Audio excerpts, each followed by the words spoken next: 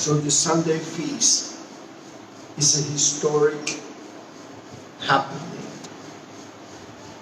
which attracts people from all over the world to come to the temple, to take prasadam, to listen to the kirtan, and some to also listen to the class.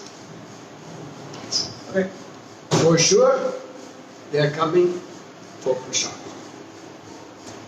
One of them was Steve Jobs. He used to go every Sunday, walk throughout Seattle to go to the Hare Krishna temple for that delicious Sunday feast they were serving there, freely and lovingly. So, mind over matter. Mind is higher than matter. Whoever doubts that,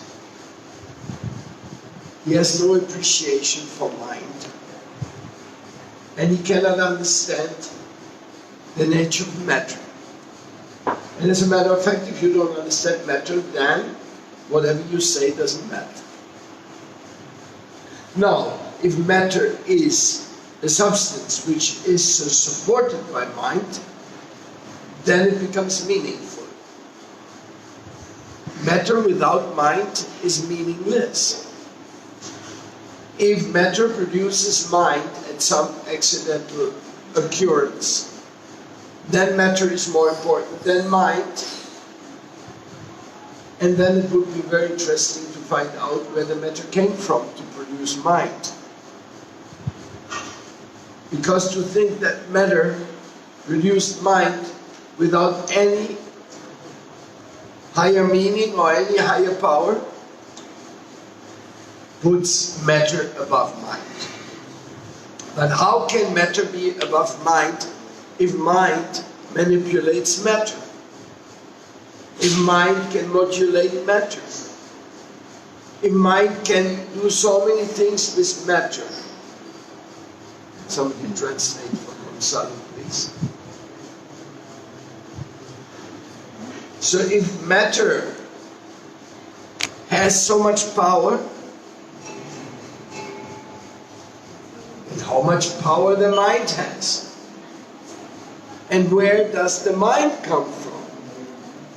Mind, individual mind, universal mind? I hope you don't mind that we want to know what's the mind. The mind is thinking, the mind is feeling, the mind is desiring, the mind is conscious awareness, the mind is competition, comparison,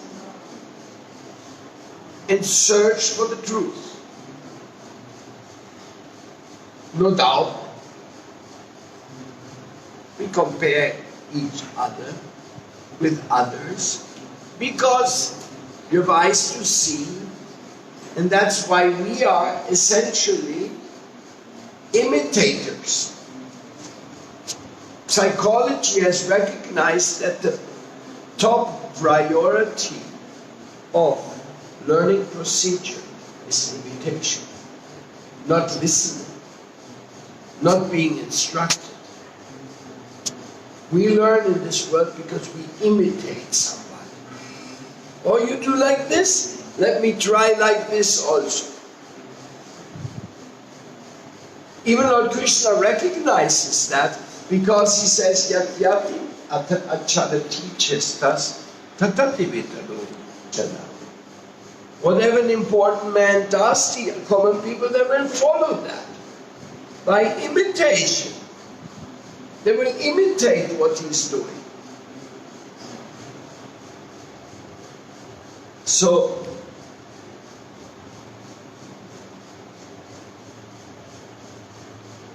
our mind is so complex that we do not really know how to deal with the mind. What to speak to control the mind. Control the mind, control the senses, control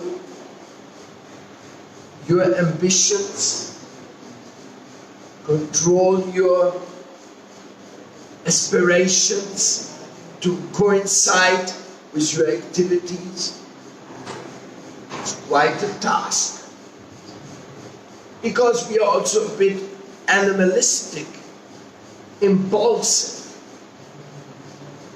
We go very quickly for something which may not be good for us. Very quickly we become angry.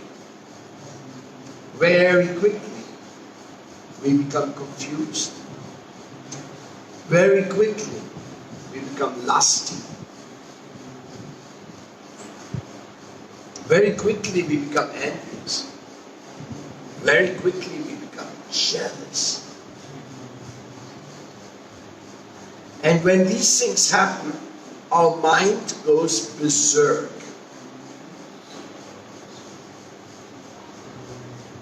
Our mind gets out of control. And when the mind gets out of control, then the senses also get out of control. And that's very dangerous. Because the senses, they're like the horses which carry your human form of body, which pull your human form of body like horses. And it is intelligence sitting on the driver's seat, and the reins to the horses is the mind.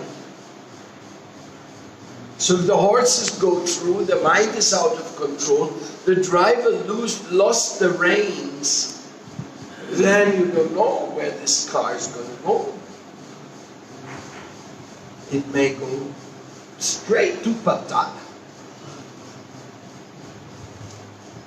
It may create havoc in human society. Therefore, we are invited by our Srila Prabhupada to learn how to control the senses by eating Krishna Prasad. And that's served in the Sunday feast. That's why we decided that we will have a Sunday feast.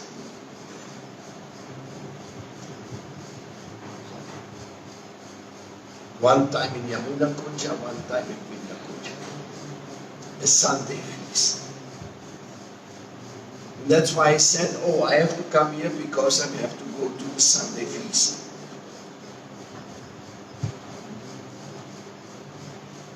But today's Sunday feast and Sunday sadness because Radhika and Chamagori and Vaidyanatha, they're leaving us. So Sunday feast and Sunday sadness.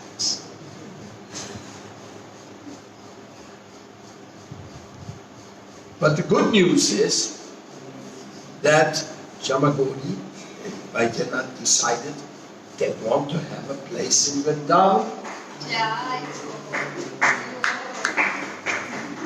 And we hope Krishna is going to be merciful enough to give them a place in Vrindavan so that the Vrindavan mission preaching also can become intensified. That's what we hope.